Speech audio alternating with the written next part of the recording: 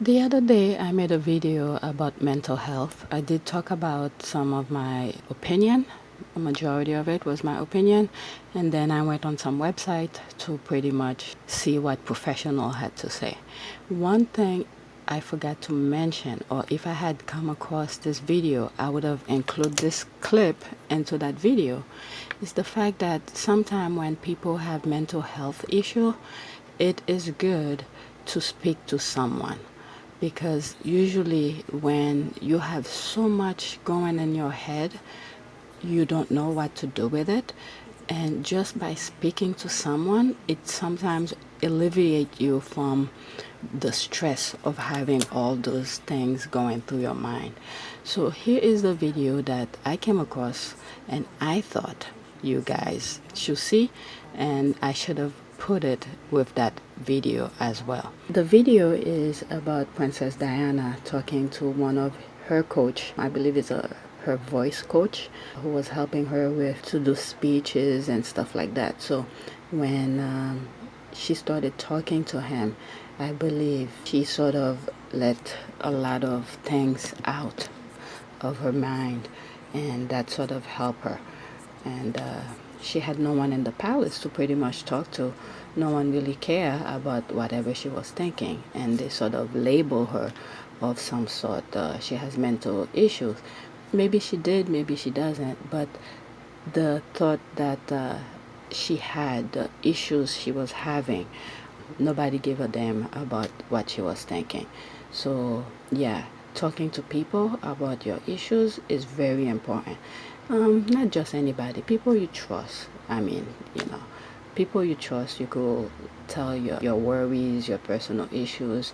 So yeah, sometimes it's good to find someone to talk to. So that's one of the things I forgot to mention on my last video. Before you continue, please take a moment to like, share, and subscribe to the channel. Thank you.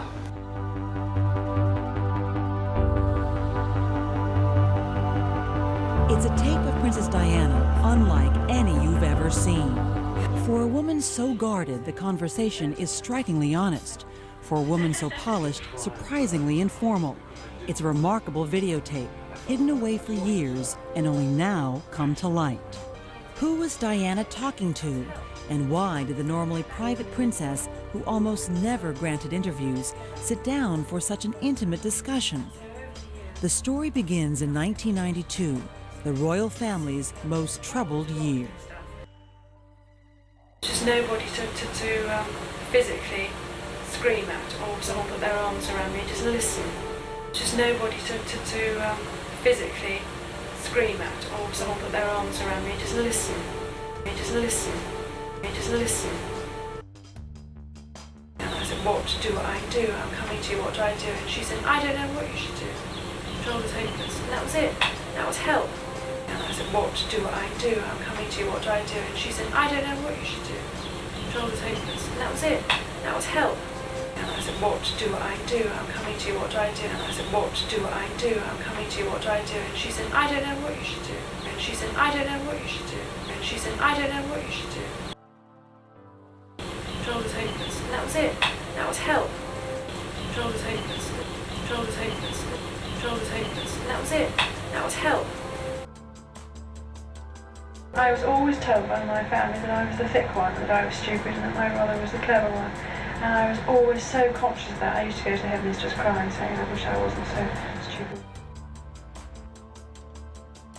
Or the toll it's taken on mental health in the community. You are all in this together. And if I may speak personally, we are all in this together. Because asking for help was one of the best decisions that I ever made.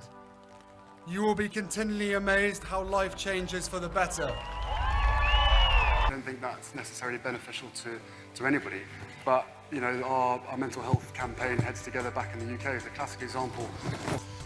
We were able to bring together 8 mental health charities that have been working in the sector for many, many, many years. But being able to bring them together and say, right, you guys have never sat around a table together and discussed the main issues. What we want to be able to do now is, through our foundation, create a platform in which your expertise and your experience is elevated and therefore you tell us what needs to be done around mental health within the UK and globally. And they said, if you can remove the stigma, that makes our life a lot easier. So that's exactly what we did. We tried to remove the stigma and tried to normalise the discussion around mental health.